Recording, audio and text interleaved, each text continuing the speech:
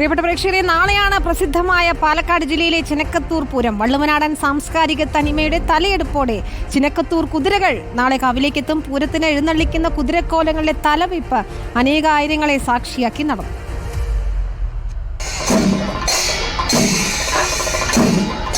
പൂതനും തിറയും തട്ടിന്മേൽ കൂത്തും, പെയ്തുറങ്ങുന്ന പാണ്ടിയും പഞ്ചാരിയും പഞ്ചവാദ്യവും ഗജവീരന്മാരും വെടിക്കെട്ടും എല്ലാം ഉണ്ട്.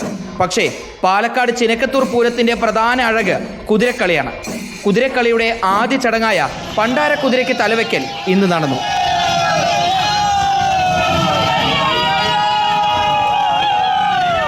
പണ്ടാര കുതിരയ്ക്ക് തലവെച്ചതിനു ശേഷം മാത്രമേ പൂരത്തിന് എഴുന്നള്ളിക്കുന്ന മറ്റു കുതിരകൾക്ക് തലവെക്കുകയുള്ളൂ. പടിഞ്ഞാറൻ ചേരിയിൽ നിന്ന് 8 കുതിരകളും കിഴക്കൻ ചേരിയിൽ നിന്ന് 8 കുതിരകളും ഉൾപ്പെടെ 16 കുതിരകളാണ് ചിനക്കത്തൂരിന്റെ സ്വന്തം കുതിരക്കളിയിൽ അണിനിരക്കുക. നാളെ വൈകിട്ട് 3 മണിയോടെ കുതിരക്കോലങ്ങൾ കാവിലെത്തും. ശേഷം ഭഗവതിയെ തൊഴുതു വണങ്ങും. പിന്നെയാണ് 10,000-കണക്കിന് പൂരപ്രേമികളെ ത്രസിപ്പിക്കുന്ന ചിനക്കത്തൂരിന്റെ സ്വന്തം കുതിരക്കളി നടക്കുന്നത്. പൂരത്തിന്റെ അടുത്ത ദിവസവും കുതിരക്കളിയുണ്ട്. റിപ്പോർട്ടർ, പാലക്കാട്.